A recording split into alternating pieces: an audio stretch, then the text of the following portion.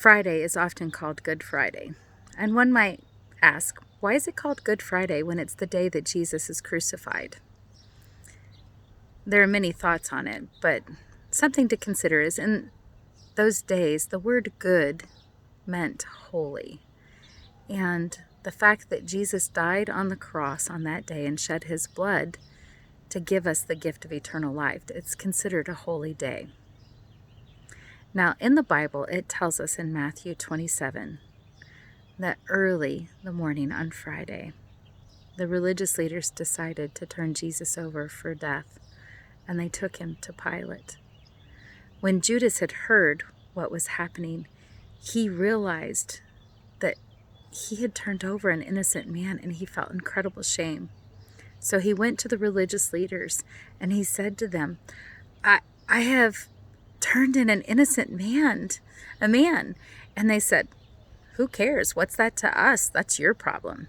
So Judas took the 30 shekels and he threw them down in the temple, and he ran out and he committed suicide. The religious leaders took Jesus before Pilate, and Pilate asked him, are you the king of the Jews? And Jesus said to him, it is as you say. Well, at this time, there was a custom in the land that one prisoner would be set free at Passover. And there was a man named Barabbas who was a very well-known bad prisoner in prison at the time. And Pilate went before the people and he said, who do you want me to hand out, Barabbas or Jesus the Christ? And the people shouted, Barabbas! And Jesus asked, what do you want me to do with Jesus the Christ? And they shouted, crucify him! And Pilate asked, why? What has he done? What do you want me to do with him? And they shouted all the more, crucify him! Crucify him! Pilate pulled out a basin of water, and in front of the people he washed his hands, and he looked at the crowd and he said, I am innocent of this guilt of this man. And the crowd shouted out, let us and our children bear the guilt. And so Pilate released Barabbas and let him go. And he sent Jesus out to be whipped and flogged. Well, the soldiers began to mock him. They took his clothes and they put a purple robe on him and put a crown of thorns, making fun of him. And when they were done, they took them off and put his clothes back on.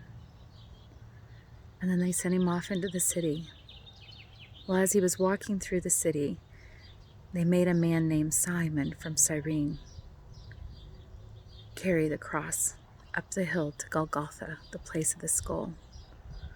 And that's the place where they crucified him. They offered him bitter herbs and wine, but Jesus refused. And the people began to mock him. And they started to say, you said that you would raise up the temple in 3 days after it was destroyed. So if you are the Son of God, raise yourself, save yourself. And the religious leaders joined in. And they said, he said he is the Son of God. Let him be saved by his God. If that happened, we would believe. Save yourself. And then the robbers that were on either side, one on the left and one on the right, they also began to mock Jesus. Well, about noon, the sky turned completely dark, and the land went dark all over. And at 3 o'clock in the afternoon, Jesus cried out, my God, why have you forsaken me? And then with his last breath, he cried out. And the earth began to shake. And the temple shook, and the curtain, the veil that separated the Holy of Holies, tore from top to bottom. The Roman soldiers that stood beside the cross cried out, "Truly, this was the Son of God." And the women sat nearby, watching, waiting, because they wanted to have time to prepare his body for his burial.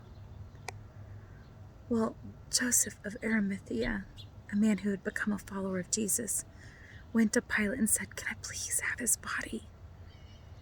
I'd like to bury him."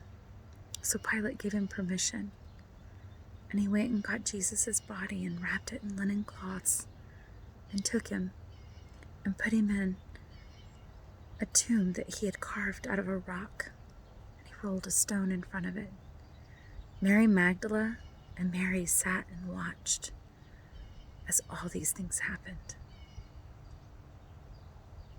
The word of the Lord has been spoken.